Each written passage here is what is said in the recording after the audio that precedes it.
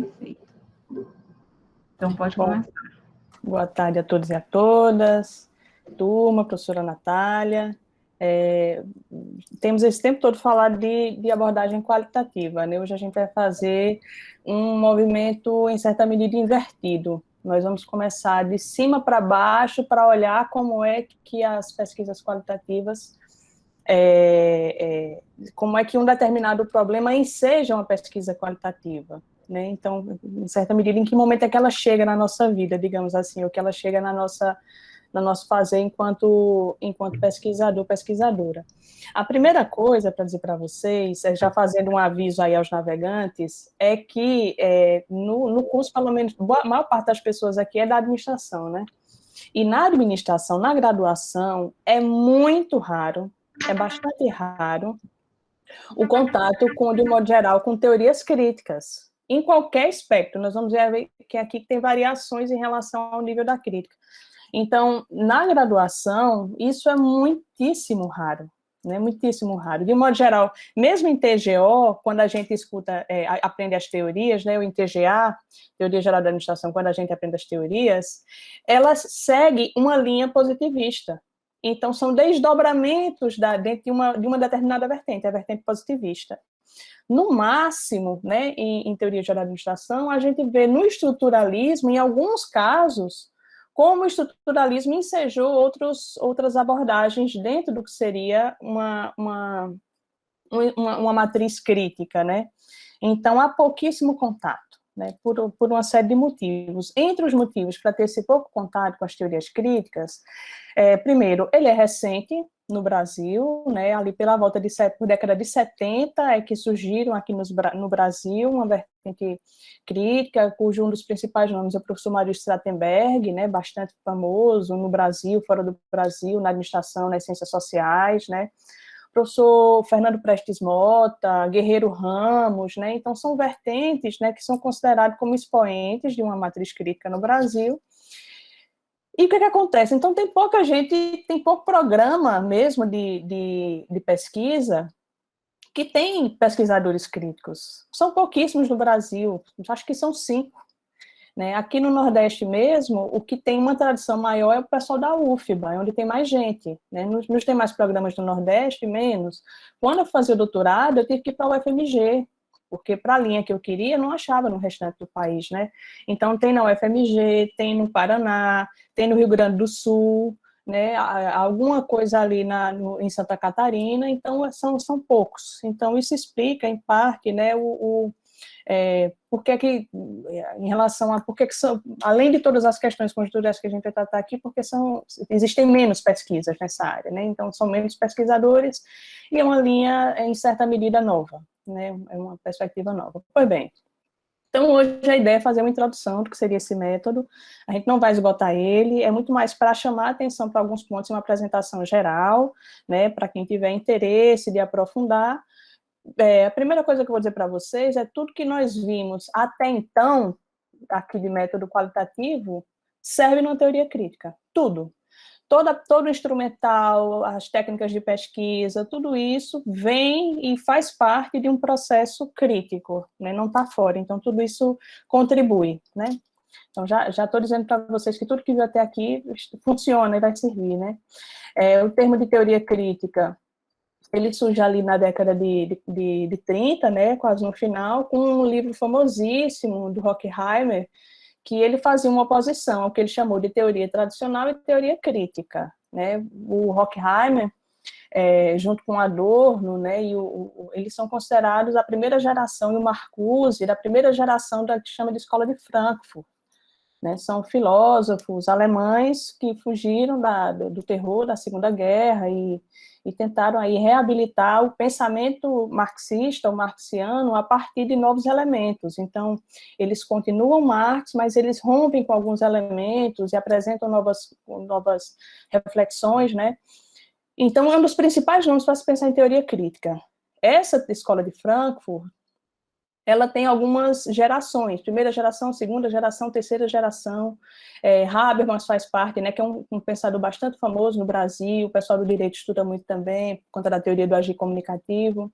Então, Habermas também é da Escola de Frankfurt, Axel Honneth com a teoria do reconhecimento. Então, tem muita gente boa, né, nessa escola.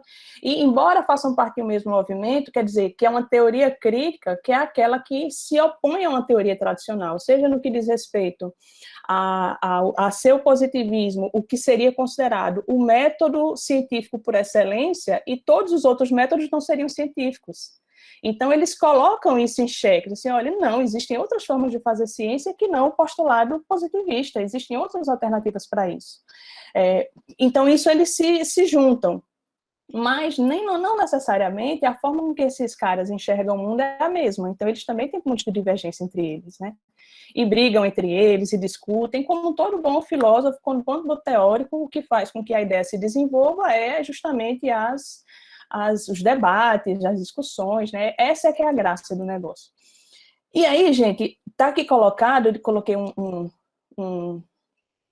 uma tagzinha aqui embaixo, ontologia, porque é daqui que sai uma primeira dica importante para a gente pensar no que seriam esses estudos, certo? Em duas grandes noções opostas mesmo, que parte da filosofia e que dá base a todo fazer científico em qualquer perspectiva, mas vamos nos destinar aqui às nossas ciências sociais aplicadas, né? O idealismo de Kant, ou mesmo, é que a gente não vai entrar em Hegel, ou mesmo de Hegel, mas vamos falar em Kant por conta da importância, né, do pensamento kantiano para as ciências. Pensem aí no neocantismo, pensem aí em Popper, né, pensem aí em tudo que veio dentro dessa ideia, né, que entende que é o mundo das ideias quem cria o mundo material. Então, eu devo primeiro pensar a teoria para que eu a aplique na prática, né? Diz respeito à avaliação de categorias e de formas de conhecimento com o objetivo de determinar sua validade cognitiva e seu valor e sua aplicação na sociedade moderna. Em outras medidas, em Kant, só para fazer um hiper resumo, né, para fazer Kant se revirar na catatumba dele lá, em Kant, a verdade, né, o conhecimento em si, o conhecimento da coisa, do objeto, do fenômeno, não é acessível. Não sendo acessível, o que é que nós cientistas podemos fazer? Modelos aproximativos. Então, nós vamos criar modelos aproximativos para ir ali tateando, né, e tentando construir a realidade na nossa mente, e a partir desse, então, onde é que está a preocupação? De criar os melhores métodos possíveis, vem daí a ideia de teoria do conhecimento, né, que já é uma disciplina recente, né, em relação, na verdade, à epistemologia, né, já a partir desse postulado kantiano de que não é possível conhecer, e não sendo possível, o que a gente tem que fazer é pensar em formas aproximativas de conseguir desvelar o objeto, né? Então, toda a ciência positivista, ela é ancorada nessa ideia, né, de que é através do desenho, do delineamento do método que eu me aproximo, não chego na verdade, mas eu me aproximo da verdade. E há, por outro lado, uma perspectiva materialista, cujo principal nome é Marx, né, em sua tradição, mas que tem uma base ali no pensamento de Hegel, embora Hegel seja um idealista, mas foi Hegel quem apresentou a dialética, né, quem recolocou a dialética, né, rompendo com a noção dialética que existia, por exemplo, nos antigos, né, lá nos gregos e tal. Então, e também no período medieval. Então, Hegel recoloca a dialética num outro patamar, Marx traz essa dialética de Hegel também numa outra perspectiva, só que eles adicionam a essa, digamos assim, nova forma de fazer conhecimento a história, que em Kant não há. Em Kant há a preocupação com o objeto. Para eles não existe a questão da história. Sem história e sem contexto, eu não tenho como conhecer. Então, para eles, o conhecimento é possível de chegar, desde que eu conheça como é que os objetos, o fenômeno, a coisa em si, como é que ela foi se estruturando, se desenvolvendo, então eu tenho que procurar a gênese da coisa. Então vejam que são pensamentos opostos, distintos, né, que se enfrentam. E toda a tradição científica da gente é a positivista, a gente é educado dessa forma, a gente toda a nossa ciência é feita dessa forma. Então, a teoria crítica, ela fica nessa tensão, ela vive nessa tensão, né? E como é que ela chega em EO, então? Como é que essa briga chega para a gente na administração? Ela chega ali pela entrada, que também já foi final do século XX, né? Pela sociologia do trabalho, porque parte dos sociólogos, né, teve uma crise da sociologia, não conseguindo se estabelecer no campo da sociologia, ou teve uma separação mesmo, um apartamento no sentido de separação, de cisão entre os sociólogos e as discussões econômicas, enfim, esses caras encontraram nas escolas de business um espaço para discutir. Então, eis que eles vão migrando para discutir e surge aqui uma linha dentro da teoria crítica chamada Critical Management Studies. Então, eles fundam uma área que começa lá na Inglaterra e que vem para o Brasil. Essa é uma das entradas. E também pela teoria estruturalista, que os críticos daqui, Trachtenberg, Guerreiro Ramos, Brecht Mota, esses caras não liam de segunda mão, eles liam os originais. Então, esses caras leram Weber no alemão, leram Marx, leram Freud, leram Foucault, esses caras liam direto e fizeram interpretação do caso brasileiro e latino-americano direto dos clássicos. Então, a gente tem uma tradução autônoma de estudos críticos aqui no Brasil, né? Então, tem os importados, né, que também chegaram, e tem também uma corrente nacional. Foi aí que entrou em EO, que fundou, né, o EO, essa área, dentro da administração, por uma necessidade, e tem textos maravilhosos dessa época. Da própria complexidade das organizações, né, um mundo mais complexo, um mundo mais cheio de mediações, o desenvolvimento tecnológico, as cidades inchando, problemas de toda a natureza, a economia que não cresce. Então, quer dizer, fica muito mais complexo dar conta dos problemas, e as teorias administrativas que nós tínhamos até então eram incapazes de dar respostas mais profundas. Eram respostas tópicas ou superficiais, ou muito parcializadas, sem enxergar o todo. Então, os estudos organizacionais, em certa medida, tentam dar respostas para isso que estava apartado, separado, cada um no seu departamento. Ah, não, isso é um problema de marketing. Ah, não, isso é um problema de operações. Ah, não, isso é um problema... Então, ela tenta unir e entender, enxergar a organização de uma forma mais ampla, né, mais geral, e entender a dinâmica das organizações dentro da sociedade, não dentro da sua própria empresa, dentro dos muros da sua fábrica ou da sua loja, mas de uma forma mais ampla, certo?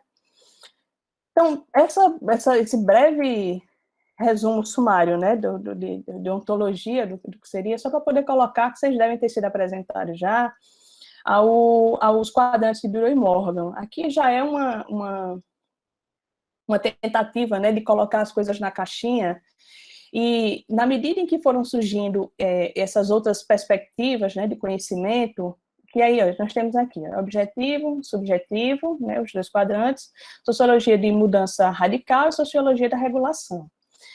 Se nós olharmos o positivismo, né, que é a ciência dominante, é a ciência hegemônica, que é a que está em maior quantidade, é a que tem mano de pesquisadores, é a que realiza uma parte das ciências, ela está aqui nesse quadrante aqui, ó. Né, porque ela entende a regulação, ou seja, ela entende que o mundo é uma ordem. A principal referência que nós podemos entender nas ciências sociais é do Kahn. Então, a ideia de ordem e progresso, por exemplo, vem disso, né? Que então o mundo é uma linha reta e os problemas, né, os fatos sociais, são como se fossem doenças ou enfermidades que precisam ser combatidas para que a gente continue no pleno desenvolvimento e o progresso. Então, são problemas que se resolvem e continuam na linha reta. Enquanto a sociologia da mudança radical enxerga que não, que, na verdade, o mundo se dá por rupturas, por contradições, né, por transformações, por saltos. Então, são perspectivas antagônicas, e objetivo e subjetivo, vocês estão cansados de ver aqui nas discussões. Então, a positivista fica aqui, e em oposição a ela, dependendo do mundo que se enquadre, Bureau e Morgan apresenta essas outras perspectivas. Então, tem mais 3 perspectivas que eles enxergam aqui, que variam em relação a se entende o mundo como linear, se entende o mundo como ruptura, e se entende o mundo de forma objetiva e de forma subjetiva. E todas essas 3 perspectivas são perspectivas críticas, né? Então, é o que o professor Faria chama de estudos críticos. Né? Por quê? Porque, de alguma forma, se colocam em oposição ao mundo positivista. Então, em certa medida, eles discordam dessa noção positivista do fazer científico, né? Só que eles não são iguais. Então, mesmo entre os críticos, há diferentes perspectivas de pesquisas críticas que vai depender da visão de mundo, do objeto, do que se queira, não é uma coisa só, né? Embora eles se oponham. Então, aqui, eu marquei aqui, botei as tagzinhas, a gente passa da discussão da ontologia, que seria idealismo e materialismo, que a maior parte dessas pesquisas aqui são idealistas, né, porque partem dos princípios de que é a ideia quem cria o mundo, para uma noção epistemológica. Ou seja, como é que eu vou desenvolver uma metodologia capaz de testar a minha teoria, de validar a minha teoria. Né? A maior parte delas se colocam nessa linha. E aí, esses outros 3 quadrantes que tem ali, o professor Faria, no artigo, ele divide em 4 possibilidades que ele chama de estudos organizacionais críticos, né? Que seria o que eu mencionei mais cedo, o CMC, o CMS, né, que é essa linha, que é uma linha que está dentro das escolas de negócio, está dentro das escolas de business, buscando aprofundar os estudos do business. Né? Então, buscando com maior complexidade, entender como é que funciona, principalmente as questões humanísticas dentro da gestão, né? Vão estar aqui. Tem a versão da teoria frankfurtiana, né, que são as pessoas que se apoiam nos estudos dos teóricos críticos, aqueles que eu mencionei da primeira, da segunda, da terceira geração, tem muita gente que faz isso ainda, aqui no Brasil, né? A professora Ana Paula Paz de Paula, por exemplo, é uma referência para fazer, o professor Faria também fez, até hoje, enfim, tem um pessoal também, a Carol Maranhão também, estudador, não tem muita gente no Brasil, que permanece estudando, né, baseado nos frankfurtianos. Só um parênteses, tem muita gente nova na teoria crítica, tem muitos estudos novos que estão surgindo. Fecha parênteses. Análise crítica em estudos organizacionais seria uma perspectiva mais ampla, englobaria aí tanto os que a gente vai ver aqui rapidamente, como os pós-modernos, né, as teorias pós-modernistas, porque dentro da teoria pós-modernista tem um guarda-chuva de temas, e de objetos, e de possibilidades. Como também outros estudos que ainda não necessariamente estão dentro de uma categorização. Então, por exemplo, tem surgido esses estudos sobre novas epistemologias do Sul, novos estudos que vão surgindo, novos temas, e que vão se colocando ali no nível de crítica, que não necessariamente é a crítica que já tinha sido desenvolvida por essas outras vertentes, certo? E eu deixei por último a teoria crítica em estudos organizacionais, TCEO, que é uma proposta do professor Faria, que ele desenvolveu com o grupo dele, o EPEU, que é Economia Política do Poder. Então, o professor Faria desenvolveu uma epistemologia, uma teoria e uma metodologia para fazer estudos na administração. Então, ele conjuga teoria crítica dos frankfurtianos, ele estuda também, tem Freud, tem estudos psicanalíticos, tem o próprio Marx, e ele faz isso dialogando com os clássicos da administração. Então, ele pensa em todos os clássicos aí, ele leu Mayo, leu Taylor, leu Ford.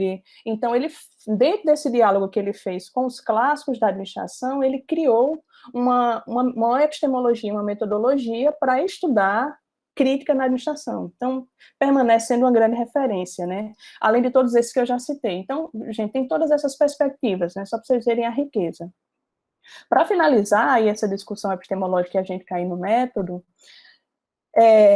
uma característica bastante apreciada entre os críticos são os debates, né? Os debates. Então, tem debates riquíssimos de grande aprendizado e artigos com réplica, com tréplica. Então, isso tem sido valorizado, né? E é interessante porque toda a história da filosofia são réplicas e tréplicas, e, né, dos gregos até os filósofos atuais.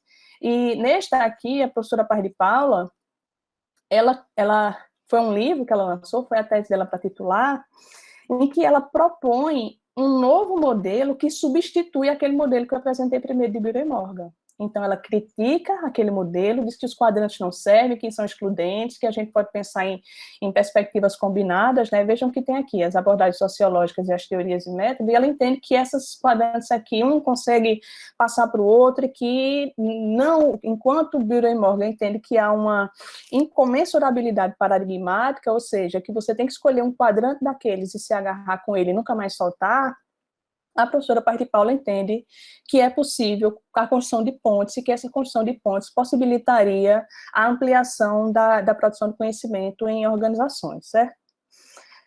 O artigo é interessante, o livro é interessantíssimo, ela faz um apanhado imenso, né, dessa discussão, e tem também um artigo com a versão resumida. Só que, como eu mencionei para vocês que tem as réplicas e as tréplicas, aí eu coloquei aqui menorzinho, que aí a professora Deise e o professor Rossi, nós fizemos uma crítica ao artigo de Ana Paula. Então, a Ana Paula critica Bureau e Morgan, e a gente faz uma crítica ao artigo da Ana, né, que ela, inclusive, conhece o artigo, ela leu, nós conversamos sobre ele, né, para vocês verem como é o nível da coisa. Na época, eu fazia doutorado na UFMG, então ela era minha professora, então ela leu a versão, nós discutimos, e aí nós fazemos uma crítica.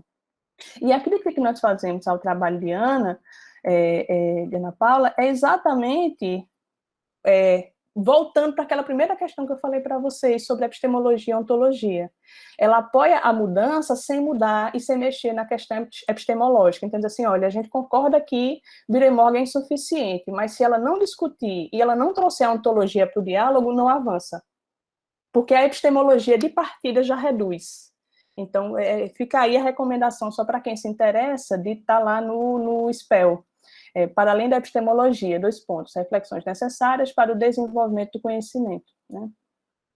E vejam, esse diálogo que eu estou fazendo aqui para vocês de réplicas e tréplicas é a própria produção de conhecimento em teorias críticas, né? Há uma discussão teórica muito forte, muito valiosa e que é uma preocupação central, né? Então, há muita produção em formato de ensaio. Nem todo estudo crítico vai se apoiar em dados empíricos. Pode haver? Claro que pode, não tem problema nenhum, né? Enriquece. Mas há muita discussão teórica, né? Porque o plano de discussão, em certa medida, é abstrato. Há discussões que subsagem, que recorrem à filosofia, à psicologia, à psicanálise. Então, nem todas as discussões são no plano imediato, de aplicação imediata, né? Bom, e aí, fazendo o primeiro apanhado, né, do que foi feito até agora, né? O que tem em comum, então, que nós vimos até agora, a oposição a uma filosofia positivista. Basicamente, isso é em comum. Né, isso é o que os unem. Mas se eles não têm nada a ver no resto, para que se unem, né? Por que a gente acha que é tudo uma coisa só, né? É aí onde entra a política, gente, sabe? A ideia de que a pesquisa é neutra, de que não é neutra, né? Então, os estudos críticos, de um modo geral, têm dificuldade de ser aprovados, não são todas as revistas que aceitam, são recusados no Desk Review, né?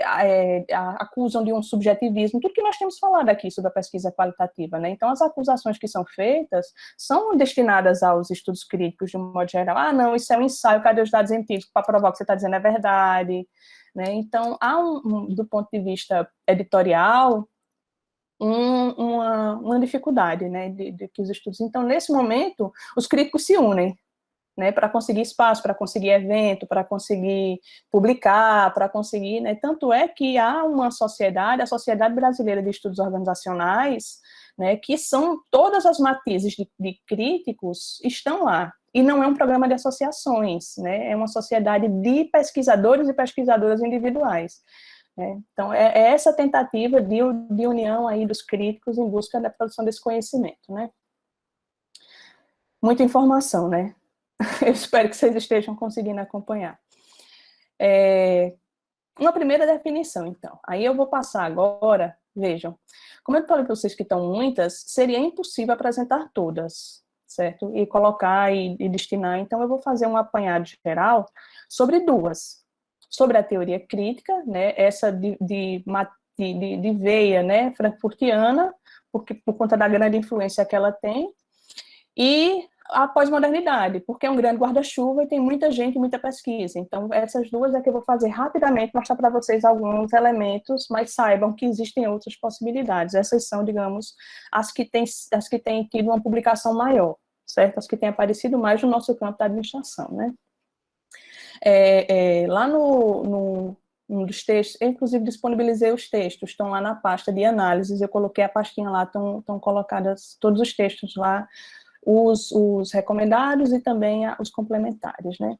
Um dos artigos, ele diz o seguinte, eu cito, considerada pejorativamente como radical, a teoria crítica, que é TC, né, é de fato radical, no sentido de que sempre vai à raiz dos fenômenos.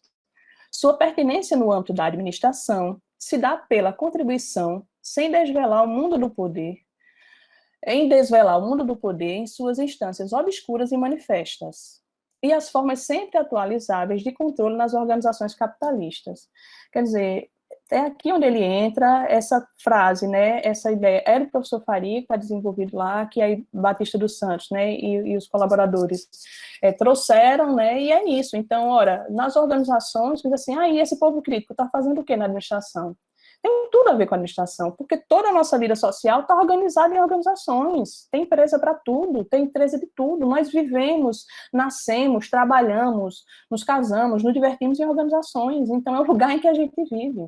Né? Então, os estudos críticos, exatamente, eles buscam perceber tanto aquilo que está claro, que está explícito, como aquilo que está oculto. As contradições que existem nisso e trazer à luz do conhecimento de todos, né, para pensar numa vida melhor, né? Então, em grandíssima medida seria isso. Há espaço, sim, na administração, é possível pensar em novas formas de gestão que não sejam as formas de gestão que foram historicamente construídas ao longo do século XX, né? É isso que os críticos acreditam, né? Então, falei para vocês, ela tenta, então, dar sentido à ação, e a ação vira objeto da teoria. Então, tanto os embates políticos e ideológicos, eles aparecem inevitavelmente, ela não quer ser neutra, né? Não vai se preocupar só com a aplicação, com a prática, e esquecer do que gera os problemas, né? Então, ela vai mexer nos problemas, e mexer nos problemas é mexer no vespeiro, né, que mexe aí com questões políticas, não estou falando político-partidárias, não, estou falando política no ponto de vista mais aristotélico mesmo, no que diz respeito ao mundo, à organização social da vida, né, e a decisões do caminho da vida. Então, a teoria crítica, ela vai nessa ferida, nessa confusão mesmo, para entender essas contradições na sua raiz, né, o que estabelece as relações de poder, né, o que fortalece as relações de poder, que tipo de poder é exercido, né, como é que a exploração se manifesta, como é que a opressão se manifesta, como é que ela interfere nas relações, como é que ela interfere na produtividade, como é que ela interfere na inovação, né, então tudo isso é possível e é passível de crítica. A outra questão central, e é aqui que a gente faz o depara, né, de epistemologia para entrar em método, que é uma questão que muda tudo, que é a lógica. A lógica. Toda a discussão e toda a tradição nossa filosófica, né, pelo menos a ocidental, e mesmo a kantiana, né, que, como eu disse para vocês, é a que inspira, é a que dá base, né, para positivismo, para o neopositivismo, para o neocantismo, ela é baseada na lógica formal, né, uma relação causal. Se, então, se é para cima, não pode ser para baixo. Se é teoria, não pode ser prática. E se é prática, não pode ser teoria. Né? Essa é a lógica formal, né, que a gente aprende lá, dos opostos e tal. Acontece que a teoria crítica, essa de base que eu estou falando para vocês, frankfurtiana, adorniana, né, ela entende que só é possível pensar o mundo se nós entendermos que a vida social, diferente da vida orgânica, da vida natural, que é determinística, se eu jogo, cai, na vida social, não. O movimento é dialético. Então, ao mesmo tempo, a coisa pode ser para cima e para baixo, depende. Né? Então, não há uma oposição de teoria ou prática. Né? É teoria na verdade, é teoria e prática. As duas são duas partes de um mesmo movimento, que se colocam, aparecem como opostos, mas não como como antítese, como o movimento de uma com a outra que forma o todo, que forma o que a gente é. Então, a teoria crítica, né, ela é a teoria na prática, né? Então, ela tem esse caráter de entender a vida real do ponto de vista prático das pessoas, mas também do ponto de vista teórico, entendendo que não há oposição. São duas partes opostas de um mesmo movimento, né? Então, é a lógica dialética, numa hipersimplificação também, de entender que nada é uma coisa só, né? Esse movimento dialético de oposição é o que dá movimento e que dinamiza a vida social, né? E tornar a dialética como fulcro de uma praxis de pesquisa crítica implica um fazer metodológico que permita captar a tensão dialética inerente aos fenômenos. Outro exemplo de dialética, também de base marxista, né, que é o que Adorno e Horkheimer trazem, por exemplo, pense na relação dialética mais elementar possível, capital e trabalho, né, que coexistem. Então, onde há capital não há trabalho, onde há trabalho não há capital, eles são opostos, mas eles em situação oposta, se retroalimentam e funcionam em conjunto. Se eu tiro um, eu deixo de ter o outro, né? Então, é uma relação de oposição, né, cada um no seu quadrante, mas que funcionam ali como pares dialéticos em seu movimento. Então, é esse movimento dialético desses opostos que se empurram e que se retroalimentam, que movimentam e que dinamizam. O que é que a gente tenta entender, então, esses pares dialéticos, né? Como é que essa dialética movimenta a sociedade, né? Enfim. É um assunto complexo, é um assunto interessantíssimo, né? Que tem bastante debate. E eu trouxe alguns aqui para tentar clarear um pouco mais, né? Como é que essa dialética se manifesta, né? Também falando aqui de método, algumas proposições, né, de relação aí, trazendo, vocês viram que eu fui descendo, comecei da ontologia, desci para a epistemologia, eu estou indo agora para o método. Batista da Silva e os colaboradores e as colaboradoras propõem 3 pares dialéticos, então elas entenderam que uma pesquisa, para fazer uma pesquisa crítica, precisa trabalhar esses pares dialéticos aqui na hora de fazer a sua análise. Então, você pode fazer um estudo de caso, você pode fazer uma pesquisa narrativa, você pode fazer uma etnografia, você vai usar a abordagem que você quiser, né, de acordo com, obviamente, com o seu problema de pesquisa. Mas na hora de fazer análise, você tem que trazer esses pares aqui. O que é naturalizado e o que é histórico, né, que dizem que sempre foi assim, que na verdade não sempre foi assim, é constituído agora e que as pessoas acham que é natural, né? O sistema praxissocial. Então, o que é alguma característica necessariamente do modo capitalista de produção e o que é humano, é universal e é geral e que aparece para nós como não sendo, né? Que é de uma praxissocial mais ampla. O que é alienação, dominação e o que é emancipação? Como é que esses polos aparecem no análise?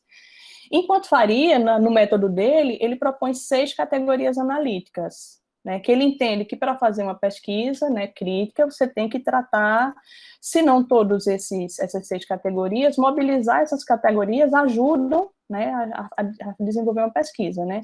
Contradições, entender que há uma ideologia dominante, que há racionalidades dominantes, por exemplo, nos dias de hoje tem se falado numa racionalidade neoliberal. O que ela é, como é que ela funciona, o que é que eu tenho que considerar na hora de fazer minha pesquisa?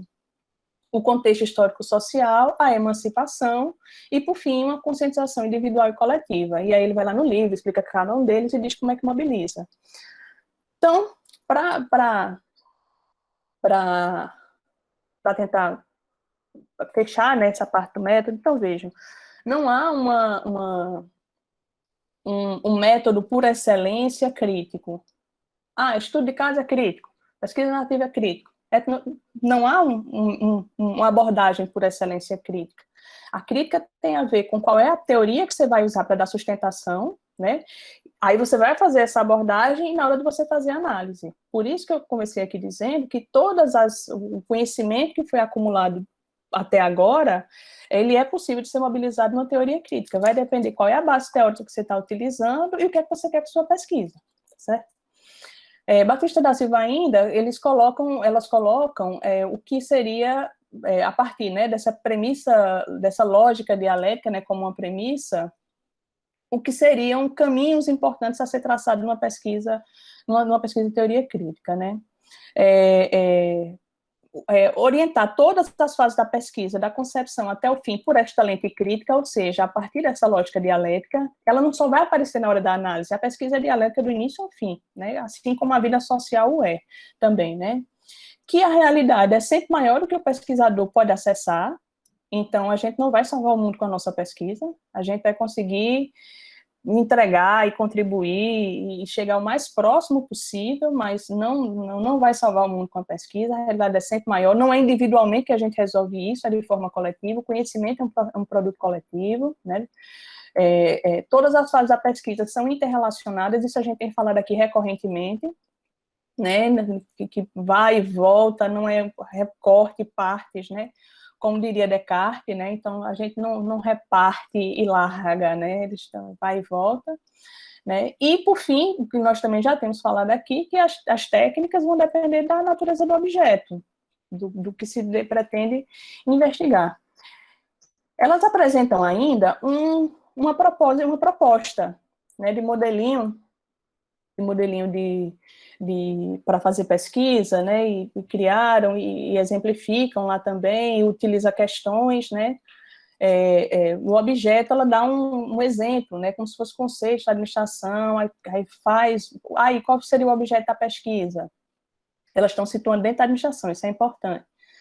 O que seria o objeto da pesquisa? Compreender criticamente as representações de organização e administração de um grupo de proprietários gerentes de indústria em fato de capitalismo em sua fase flexível. Então, elas criam para exemplificar mesmo como seria essa pesquisa. Eu marquei aqui de laranja e coloquei aqui para baixo, porque eu sendo crítica, e uma das coisas que a gente vai ver do crítico aqui é manter uma atitude crítica, e eu sendo crítica, eu tenho uma discordância em relação a elas, que elas dizem o seguinte, que a pesquisa crítica tem que ser necessariamente qualitativa. Eu não tenho acordo. Eu acho que o problema é que vai dizer para mim o que é que eu tenho de demandar. Então, se eu precisar usar uma survey para dar conta do meu problema, eu vou usar. Se eu precisar usar de estatística, se eu precisar, não importa.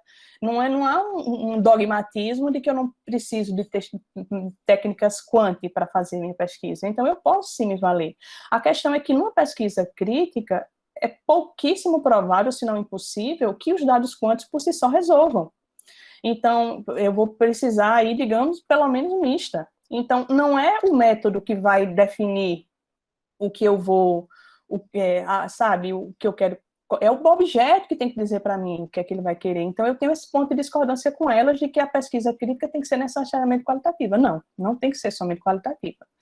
Né? Aí, por isso que eu coloquei aqui, porque eu tenho esse desacordo. Mas aí, considerando que alguém está fazendo uma pesquisa qualitativa, elas dão algumas sugestões do que seriam, né, as técnicas qualitativas, falam de técnicas de entrevista, e para elas, que também é um outro ponto de discordância que eu tenho, mas que eu trouxe aqui já para ir exercendo a crítica com vocês, mostrando como é que a gente desenvolve essas pesquisas, né? Então, veja, se eu fosse escrever um artigo sobre o artigo delas aqui, se eu estivesse fazendo uma crítica ao trabalho delas, eu dizer que eu concordo com elas quando elas dizem que o qualitativo contribui com a visão do que está oculto e tal. Mas o quantitativo me ajuda a descrever, a demonstrar, a delinear e a ter uma visão maior e mais ampla do problema, né? Ainda que eu não aprofunde, então eu discordaria dela. Assim, uma outra perspectiva é que elas entendem que necessariamente pesquisa qualitativa passa por entrevista. Eu digo novamente, não necessariamente, porque a fala humana, né, como da manifestação da linguagem, ela também já tem um caráter ideológico, né? Nem sempre as pessoas falam o que pensam, às vezes elas falam o que é conveniente, então na própria fala já pode ir cheia de viés, de recurso, então a fala é importantíssima, mas eu posso cruzar isso com relatórios, eu posso cruzar isso com dados, eu posso cruzar isso com observação, para conjugar se o que as pessoas dizem corresponde ao que elas fazem.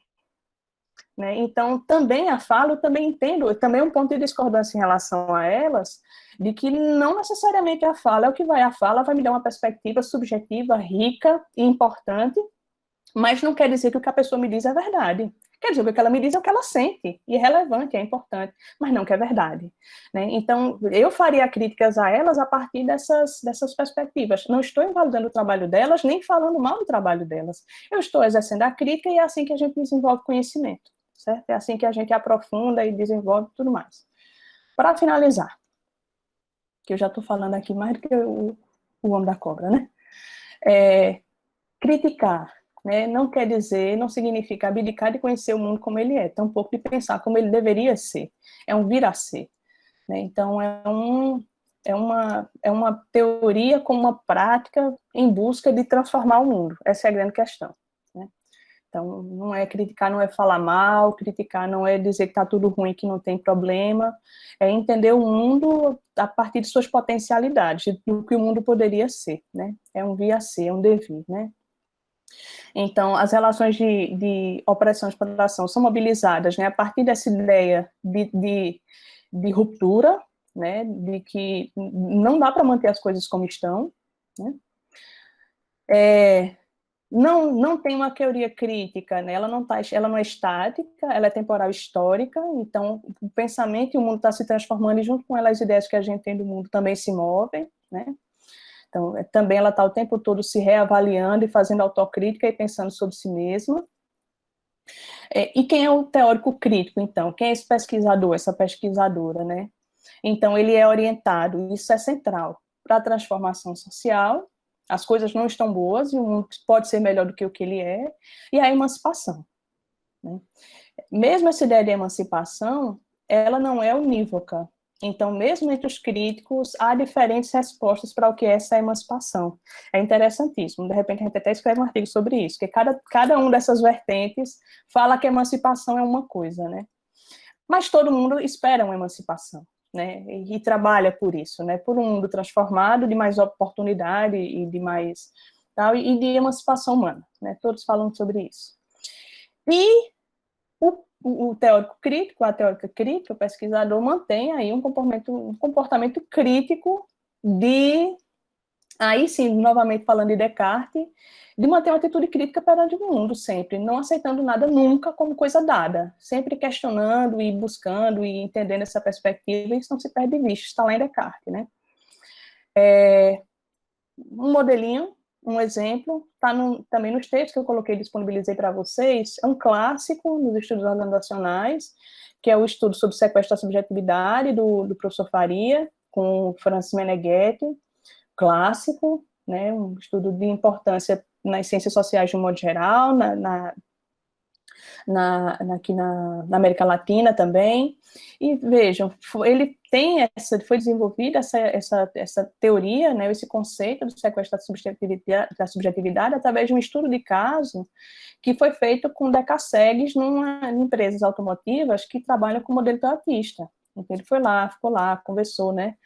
Foram 100 trabalhadores, sendo que 31 participaram da pesquisa. E a partir desse estudo de caso, né, que ele entrou, que nós já vimos como funciona, o estudo de caso, foi que ele conseguiu chegar, né, nesse processo, utilizando dessas 6 categorias, em que há 5 formas de sequestro da subjetividade. Então, quer dizer, ele foi a campo, conversou com esse pessoal, né, com esses trabalhadores, selecionou, se valendo de uma teoria crítica, de uma análise crítica, que encontrou como resultado que são 5 formas, né, que esse sequestro se apresenta.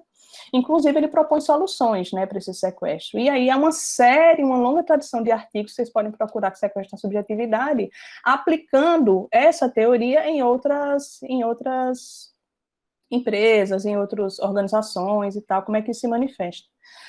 Há também uma réplica desse artigo, sempre há, né, gente, uma réplica desse artigo, que a professora Daisy publicou na READ também, esse artigo, e o professor Faria fez a réplica. Então, é interessantíssimo também acompanhar. Ele enxergou alguns limites e ele falou também sobre esse limite, discute e justifica também a pertinência da teoria, bastante interessante. Para finalizar, eu trouxe o pós-modernismo, né, que aí é ruptura, outra perspectiva crítica, muito grande, de bastante gente, muita gente boa, com muitos estudos interessantíssimos, né, também, e que, para fazer em linhas gerais aqui para vocês, né, De um modo geral, os pós-modernos, eles não se identificam como pós-modernos. Eles dizem, seu estudo é pós-moderno. Aí o meu mesmo não, meu estudo é não sei o quê, meu estudo é não sei o quê, nunca é pós-moderno. Então, porque é um termo meio solto, né? Ele veio estar mais nas artes, na estética, e acabou migrando para as outras áreas do conhecimento, inclusive para a administração. Então, não há uma ideia fechada sobre o que seriam estudos pós-modernos, né? Mas há um elemento que é possível caracterizar esses estudos, que é um rompimento com a ideia de uma racionalidade como definidora das coisas do mundo, que é o projeto iluminista da razão como organizadora da vida social. Então, de uma geral, os estudos pós-modernos negam esse legado iluminista, né? Eles dizem assim, olha, não, a razão falhou, a razão não serviu para organizar o mundo, e é preciso que a gente entenda que os elementos do inconsciente, os elementos subjetivos, os elementos dos afetos, que muitas vezes, assim, a verdade não é possível de conhecer, como nós vimos lá em Kant, e nós não chegaremos a isso, e as metanarrativas que tentaram explicar o mundo falharam. Então, a gente tem que ir por outro caminho aí. A coisa em si não é possível de conhecer, então vamos resolver o que dá para resolver.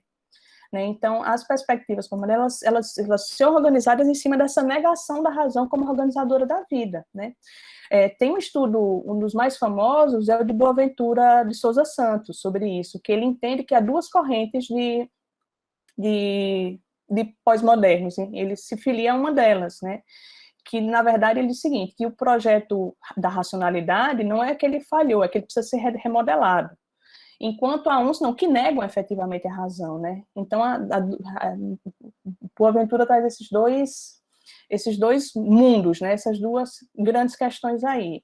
Alguns pensadores, né, como o Habermas, que eu disse para vocês, que é dos frankfurtianos, ou Gieden, né, que está mais ligado à sociologia, que não entendem, na verdade, que, olha, não há uma pós-modernidade, é um estágio tardio da modernidade, é a modernidade refeita, que não colocam.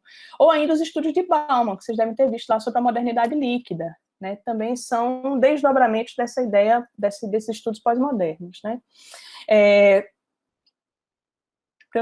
Foucault também com os estudos sobre narrativa, então muito como é que cada um, aquela coisa de retratar a realidade de cada um, não havendo uma verdade única, então o que é possível? Dizer qual é a verdade de um determinado grupo, né? Então cabe estudar esse grupo e dar voz a esse grupo e deixar que esse grupo fale por si próprio, e não vir uma ciência de fora para dizer o que aquele grupo é, né? Então todas essas ideias, né, e esses tipos de estudos têm sido encontrados ali o que a gente tem chamado de estudos pós-modernos, e tem, como eu disse para vocês, uma variedade de temas e de perspectivas, né?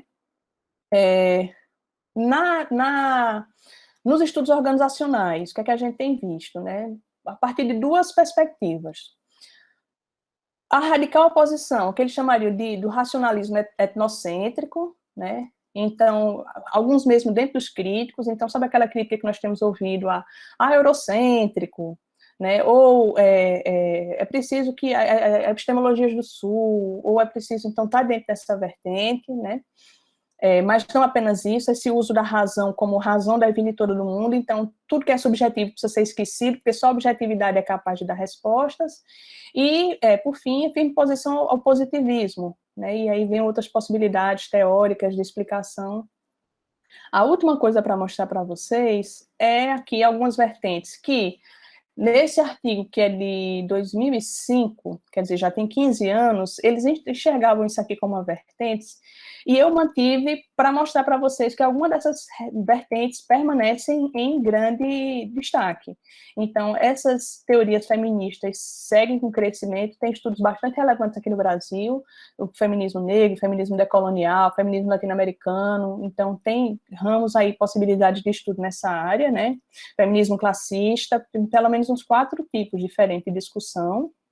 A interseccionalidade também, os estudos pós-coloniais, pós-colonialistas, como eles chamaram aqui, o que a gente chama de decoloniais ou descoloniais, muita coisa tem sido produzida, é interessantíssimo, né, que aí, como é que a gente, de um modo geral, toda a ideia e a noção de conhecimento, nossa, tem uma raiz na Europa, né, então será que não haviam possibilidades na África, na América Latina, de outros países, e outras regiões do mundo que dessem explicação do mundo, né, então são tentativas disso, de descolonizar o pensamento.